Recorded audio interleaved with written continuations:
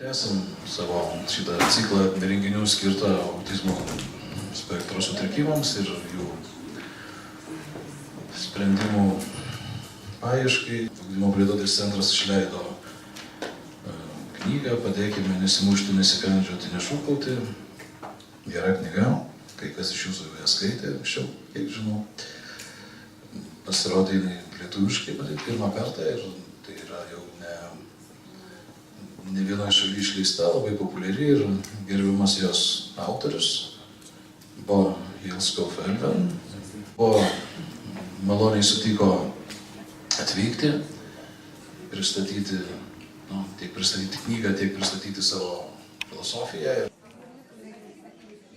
The concept of challenging behavior I think it's a great concept because it says the person has some behavior and we think is challenging. So it's not actually the behavior in itself, it's what it creates in staff and parents. And I think that's quite logic. I mean, we ask for help when we are challenged. We do not ask for help when we know what to do. So I think it's very important to see the behavior problems and the challenge behavior as this is something that causes problems in the surroundings. And it does that because we don't know what to do. So it's about parent skills, it's about staff skills, and if we train staff and parents to manage the behavior, it will just not be challenging anymore. And maybe it won't disappear, but it won't be challenging anymore. And I think that's maybe in my life what I want to do is to help people be able to manage behavior in order to take away the problem, but without changing the child. Because I actually believe that the child is what we have. It's like this, we need to manage it in order to get things work. But if we start being not happy with the child we got, we're in trouble. So we need to be happy with the child we got and find ways to do it. That's the best way to do it. We cannot exchange the child with another child. We need to be able to manage it because this is how it is. Then when we get to the management of it, that means that we need to have good tools and good management methods. I think that we should have 3 levels of method. One level is we need to manage what happens. The next level, we need to evaluate what happened. And the third level, we need to make sure it doesn't happen again. So we call it the management, evaluation, and change model. So in the management model, it's about when a child is acting out, hitting, screaming, throwing furniture, we need to manage that. It doesn't mean that we need to take the child and hold him down. It actually means that we need to make space, if possible.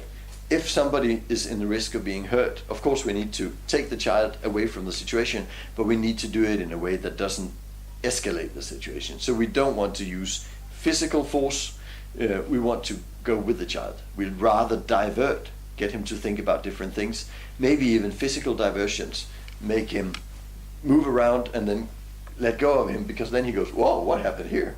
So it's about the control of his self-control in the situation.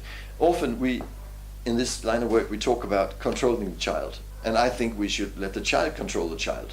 And the different situations arise when the child is not able to control himself. So all our methods must have as a goal that the child is in control again. So we want to find ways of making the child in control. And often it's just giving him space. I mean, waiting a little bit and letting the situation calm down. Sometimes we need better interventions and tougher interventions, but we do not go in and force the child. We go in and divert, sometimes in physical diversions. We have a method for that. It's called Studio 3, the one I'm working with. And what we actually do in that situation is when he's hitting someone, we do like this, and then we let go, and he'll go, what happened? And maybe we'll do it 2 times, but it doesn't matter. We don't want to control him. We want him to go back into, they left me now. And this feeling of they left me now is the most important. So a lot of the management is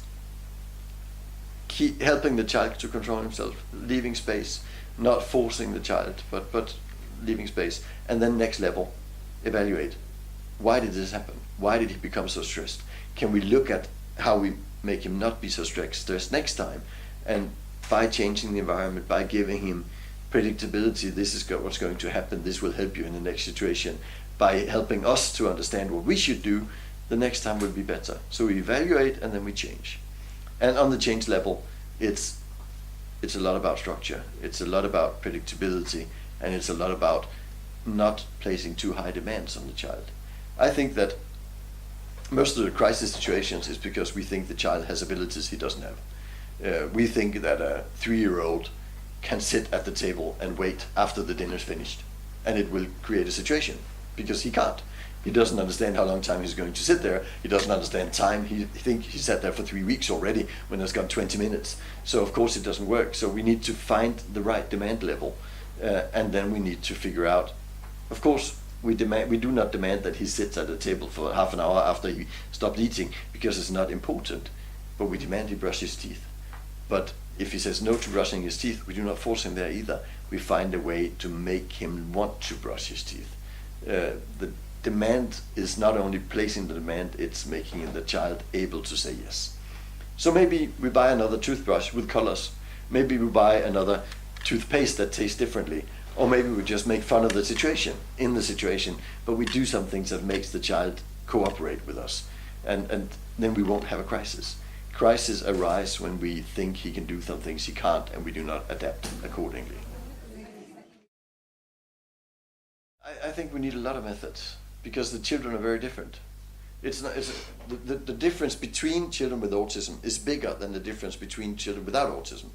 So that of course means that we need more special tools, I call them, and we need a lot of them. Then often we need a mix of methods in the individual case. I think we need low arousal approach in order to, that's training of staff and parents in order to manage crisis situations. That's what I do. I think we need the methods in we call it the teach box. It's the method, the American method, teach, about structure and pictures. I think we need that for a lot of children to make a day base. I think we need alternative communication for a lot of children in pictures and in sign language and things like that. I think we need training as well in order to train people, the children, in the tasks and skills that we can train in the child. So I think it's a mix of training and adapting and compensating. It's actually, when we talk about theory of disability, we talk about 3 levels. We can train the child, we can change the environment, or we can compensate. And I think we need all 3, and we need a mix of those 3. So we adapt the environment by maybe making an environment that's autism friendly. Maybe not so many colors, maybe not so much noise. We train the child in order to tie his shoes and brush his teeth and everything we need to do, speech training and everything like that. And then we compensate by the pictures, by making predictability in his day so he can, that's a compensation method. And by all those 3 levels, we actually get the best development. And what I'm doing is how to provide a framework for doing all 3 in a low arousal environment, so we do not have crisis rising all the time, and so we won't be able to work. So I think that's the toolbox. I think we need all, because every child is different. Some children will benefit mostly from mainstream schools because they will be trained in the thing is, we talk about mainstream school because it's a good training because you're with children without autism, but it only works if you actually succeed. In order to train something, you need to succeed doing it. You will never become good at running fast if you can't run. I mean, so you need to first run, then be faster and faster and faster. So you need to succeed in order to train something. So if you're training social things in mainstream schools, the child needs to succeed there. So if his disability is too much, he will not succeed there, then he shouldn't be there. So some children fit in mainstream schools, some fit in mainstream school with extra support. Maybe from special teachers, special educationists in mainstream schools. Some children need to be in special schools or maybe even small special groups. And maybe some children need a very special environment for them.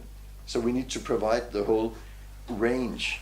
But of course I understand that we want to keep on this side the most, but maybe we should figure out. The thing is, if we have too high demands, he will fail everything. We don't want anybody to fail everything. So always try to think how high can we go in this list. I talk about assimilation. You fit in the school and there's no special tools around you. I talk about the next level of integration. You're in mainstream school, but we need special tools around you to make this work. We talk about exclusion. You're in special school. Or if we don't succeed in any of these, we talk about marginalization. You don't have any school. So we want you to have a school, so we need to find the level that will make you not fall down in the last category. And so we need a lot of different ways of doing things. I wrote this book some years ago now. Of course, I would probably say a little bit things different, but there's nothing that I would take out or anything like this. But I just talk differently now than I did a couple of years ago. But I actually think it's a good book. The thing is about this book compared to my other books, I found a lot of people who really love this book, and I should answer this question by talking about what they love instead of what I love. And what an example, I worked with a person. She works as a manager of a child psychiatric residential in Sweden. So she has about 10 children with autism living in that institution. And she says when she has a meeting with the municipality or anybody else about a child, she always reads some pages in the book to get in the mood, she says. and I asked her about what does that mean, and she says this book talks about it talks about the child is the center. It's about we need to do the job and the child does his best. And she says it's very part of this book in every sentence that we love these children. We need to make a good life for them. And that's why it's good to read a couple of pages to get in the mood, because then you go start fighting for the child in the meeting instead of fighting for the system in the meeting. And I think that's, when I heard that, it made me very happy, because I think that's the most important. I'm a psychologist. I'm always my client's person. That's what a psychology is. I can never ever say that I'm the systems person. I'm always the client's person. And even when I do things that might be difficult for people, we sometimes even look at parental abilities. If you have two people with autism and quite high level of functioning who get a child, and we get to assess, can they manage this child? They are still my clients.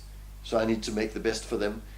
The system also wants to make its best, but we need to find a way of making the best for them as well as the system, but them first. And I think that's the main part of this book. This book is about how to manage people with autism in a way that adapts to the autism, to the person, because it's their life. I have one thing in life I want to do. I want to make life better for people with special needs. And it might not be better for everybody in the world, but if it's better for one person, I didn't live in vain. And I think that's the most important. If it's one better day for one person, it's good enough. If it's a better life for somebody, it's a lot.